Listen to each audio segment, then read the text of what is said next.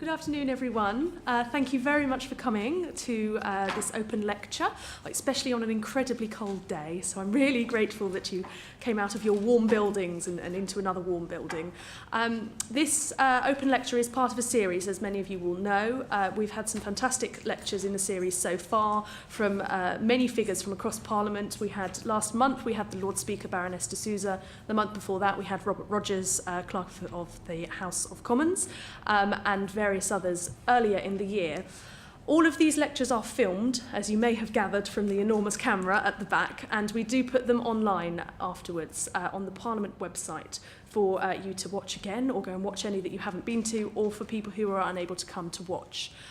So don't worry about feeling shy in front of the camera, because as soon as Lord Putnam has finished his lecture and we move on to a question and answer session, we will switch the camera off. So it is only purely for the lecture part of the event.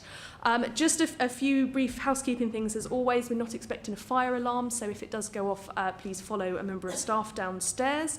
And facilities, if anyone needs them, ladies out and to the left, gentlemen out and to the right. We will have the lecture part of the event, and then, as I said, we will switch off the cameras and have a question and answer session. So I hope that you all have brought lots of exciting questions along, or think of some. I'm very delighted that we have Lord Putnam to give a lecture for us today. We were just discussing this, and we believe he may be the only member of either house with an Oscar. Do we think that's right? Yes, so a very star-studded company today, and a really interesting subject about pre-legislative scrutiny. So this is an important and part of procedure at Parliament. So Lord Putnam will give us a lot of insight into that. So without any further ado, as I think I have adoed enough, can I introduce Lord Putnam to give our lecture today? Thank you.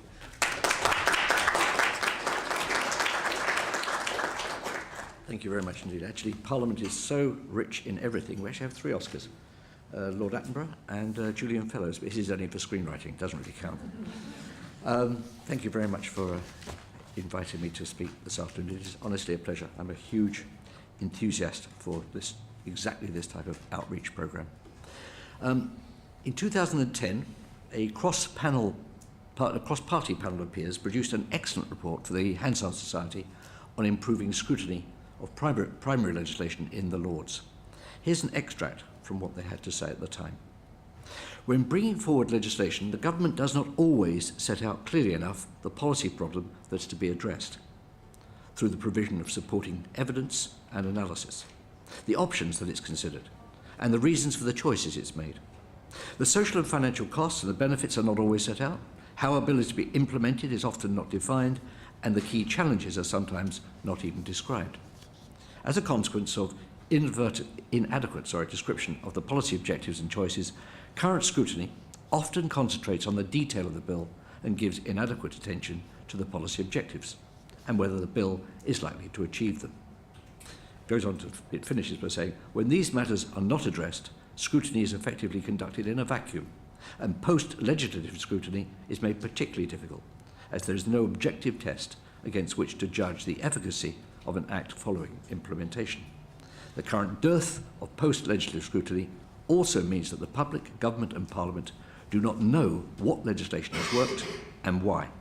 And it's therefore the opportunity to learn lessons from the legislative process to better inform the formulation of future bills becomes limited. Now that excellent extract, difficult as it was to read, is, I think, a terrific starting point for the issues that I'd like to address over the next 20 minutes or so. The debate about scrutiny of legislation is a debate about governance and not government, between which there is a far more than semantic difference. To me, the essence of all good governance lies in maintaining and even extending public trust. As I see it, my job as a backbencher in the Lords is to consistently seek means by which the public trust can be enhanced and justified. Current, and I think fair, criticism is increasingly becoming focused on the possibility that there is too much legislation, that there is unused or inappropriate legislation, and far too much originally well-intentioned but now hopelessly outdated legislation. Now, all of these issues could, I believe, be addressed by a system which embedded both pre-legislative and post-legislative scrutiny far more effectively at the heart of our political system. I say this as one of the very few people who's had the privilege of chairing not one but two pre-legislative scrutiny processes, one on the Communications Bill and on the Climate Change Bill. And it was from the former, a bill originally brought forward in 2002, that I had my first crash course on the value of pre-legislative scrutiny. Incidentally, anyone here who wants some background to the government's thinking in setting up the Joint Scrutiny Committee for that bill need look no further than Exhibit TJ31 in the Leveson Inquiry, TJ31, which sets out in some detail the thinking of Tessa Jowell and Patricia Hewitt in recommending that such a committee be set up. Although I noted that I was not one of the 4 or 5 people originally proposed to chair that committee. Partly, I suspect, because I was already known as a member of the awkward squad on the issue of the influence that a few significant media proprietors had over British public life. Nonetheless, I was, in due course, and far more by luck than by judgment, invited to chair the committee, and we began our work in May 2002. Now, even the most experienced political hands acknowledged that the bill was extremely complex, dealing as it did with a huge range of issues right across the electronic communications sector, telecoms, and the media. That's why we ended up calling well over 100 witnesses. We held breakfast seminars with industry experts. We organised Parliament's very first online forum, back in the days when such things were regarded as somewhat outrageous fads by many members of both houses. In addition, we received over 200 pieces of written evidence, all of which were analysed and taken into account during our deliberations. The conclusions we came to were overwhelmingly supportive of the principles of the draft bill. However, the original bill was designed to create a purely economically focused regulator called Ofcom, tasked to make purely economic decisions. One of the achievements of the Scrutiny Committee was to broaden this remit and say, no, these are not just economic decisions. These are issues that affect people's real lives and real freedoms. At every turn during our deliberations, we sought to ensure that the powers of Ofcom were defined as rigorously and as clearly as possible. We adhered to the principle that if the government was serious about securing dynamic and competitive markets in the communications and media sectors, then we needed a step change in the effectiveness of regulation. The ability to achieve that step change was always going to depend, in large part, on the strength of Ofcom's competition powers. The key issue here was what became known as the public interest test. A test, of course, that really came into its own when News Corp attempted to take control of 100% of B-Sky B, beginning in June 2010. The architect of much of the thinking was in fact one of my colleagues on the committee, Andrew Lansley MP, who realised that at exactly the same time as our bill was being considered in Parliament, the Enterprise Bill was also making its way through.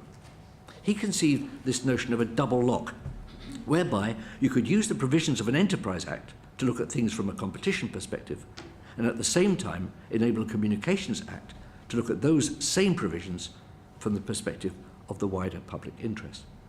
And by creating these two locks, you're in that much more likely to get a reasonable result.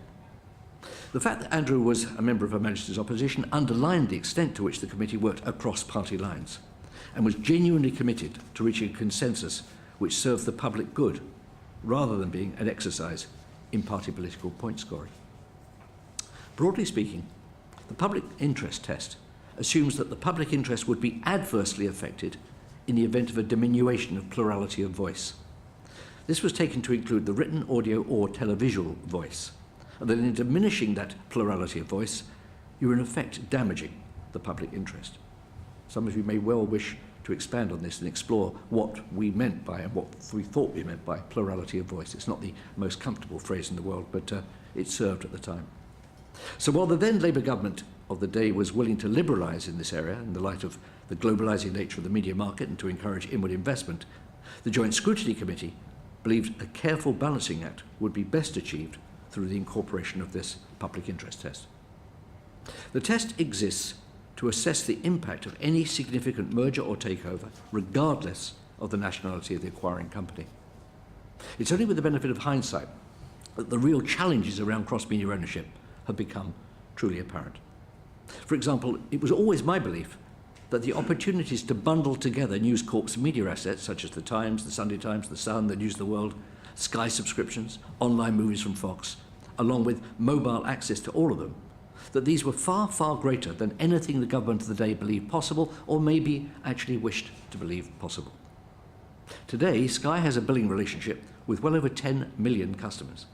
That's a fantastic competitive advantage in an online world in which making people pay for content is proving one of the biggest challenges of all.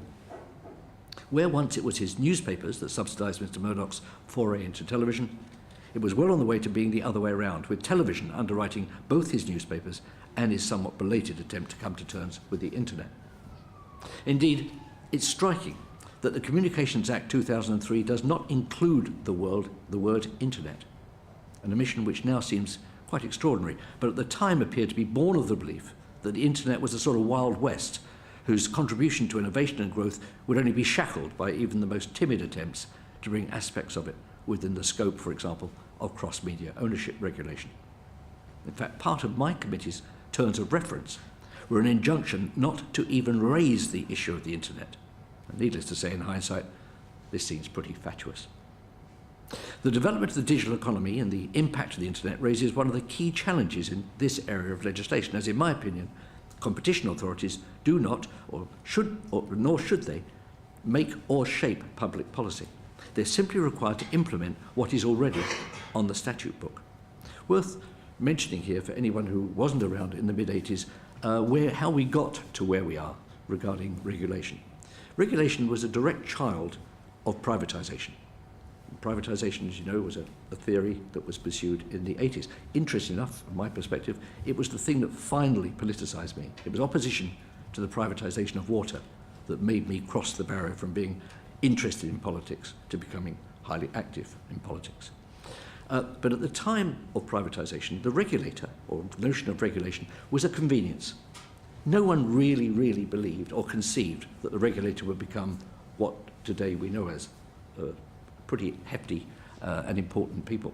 It was really done to assuage arguments in Parliament about the price being paid for the loss of competition. So the idea was, we're going to have privatisation anyway. You wimps over here don't want it.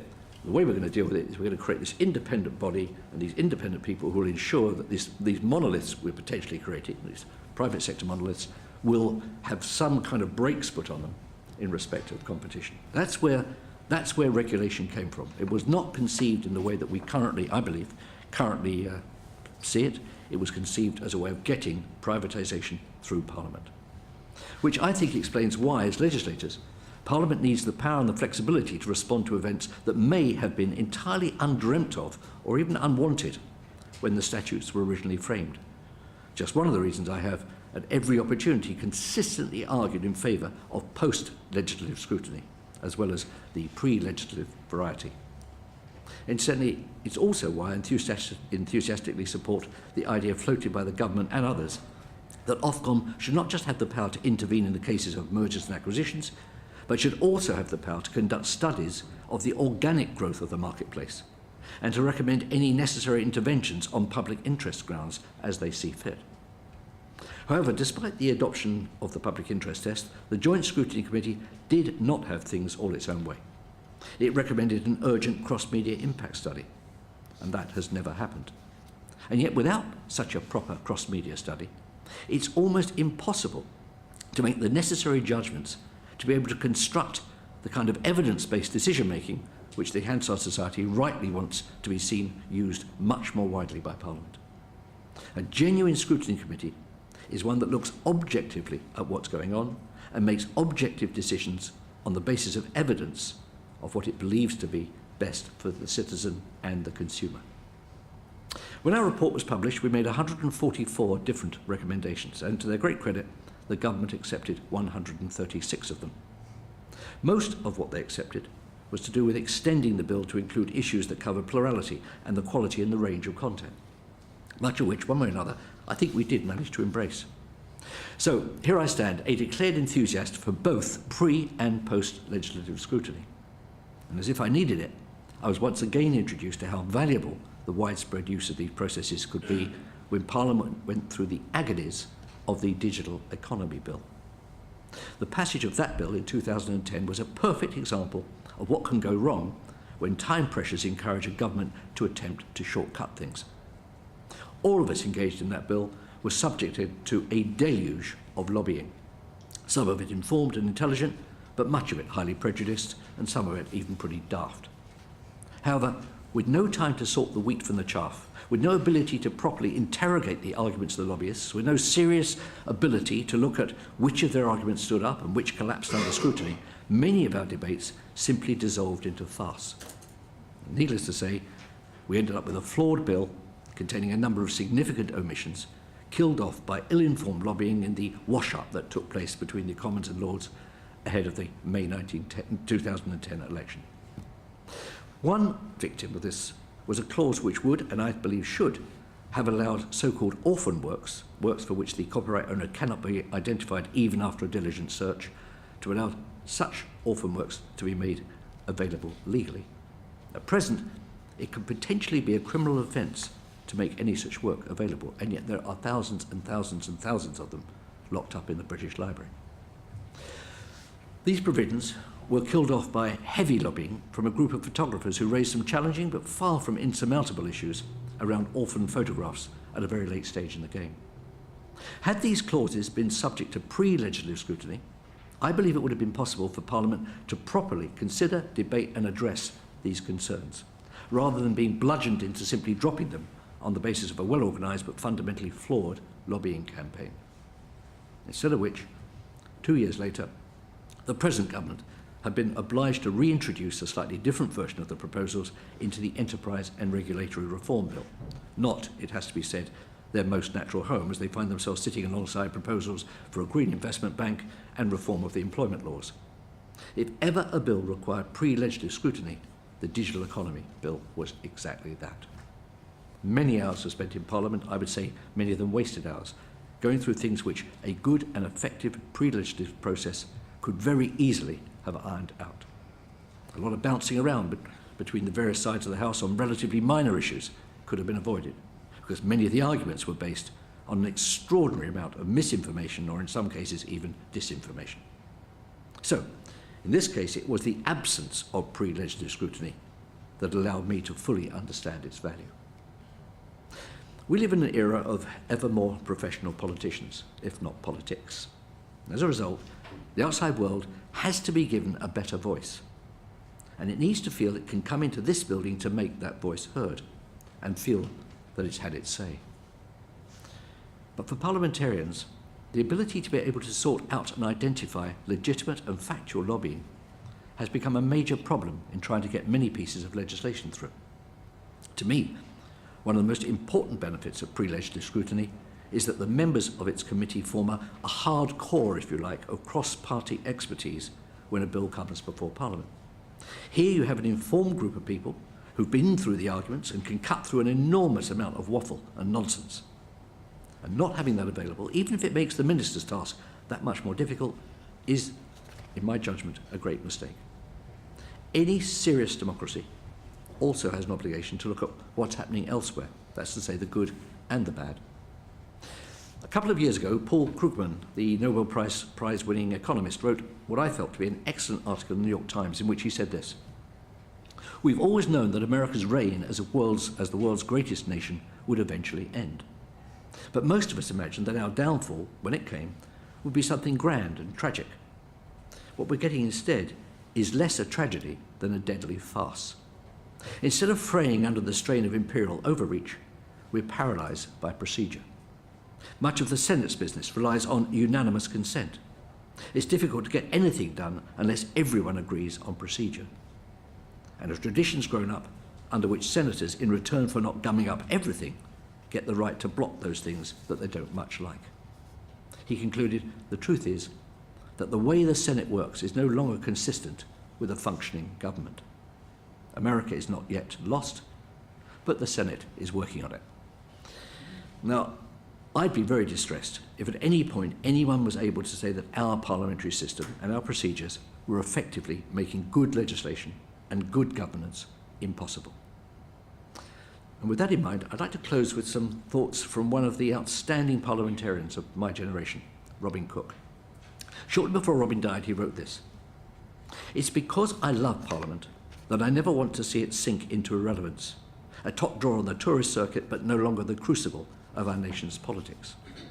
Its authority rests on public confidence, and if it is to restore that confidence, it must change. It is those of us who most love Parliament who therefore want to see it modernised.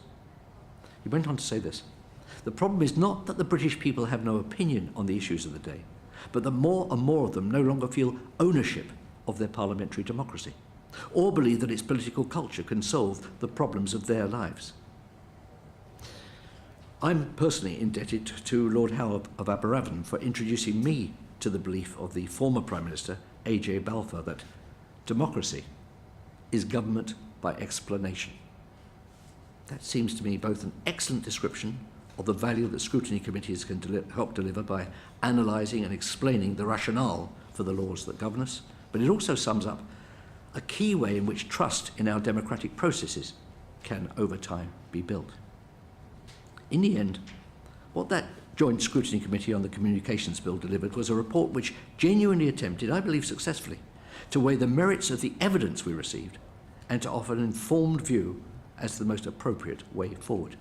And in doing so, the committee believed that it delivered a robust example of evidence-based advice which served to advance the cause of pre-legislative scrutiny. If the entire point of such a process is to test the value of policy proposals on the basis of expert evidence, then it would be strange indeed, and even a little offensive to Parliament, were government to proceed as if some or all of its decisions were already set in stone. Pre-legislative scrutiny as a process is still comparatively young, but it supports many of the legitimate and growing expectations for transparent and better informed government. Once this process is embedded to everyone's satisfaction, it can only be a matter of time before we begin to experiment with post-legislative scrutiny. But that's probably a different debate for another day. To really work, parliamentary scrutiny requires that at least two preconditions are in place. Firstly, a media environment in which the breadth and depth of complex issues are treated with the seriousness that they deserve. And secondly, a government with the humility to acknowledge that it isn't always right, the graciousness to listen to alternative arguments, and a consistent and demonstrable understanding of the sovereignty of Parliament. Sadly, so long as government and the media insist each on parodying the knee-jerks of the other, we are probably condemned to remain not much more than a semi-formed democracy. But it's my continuing belief that we deserve and that we can secure for ourselves as citizens something far, far better than that. And to do so, we as parliamentarians will unquestionably need your help, in fact, all the help we can get. Thank you very much for listening to me.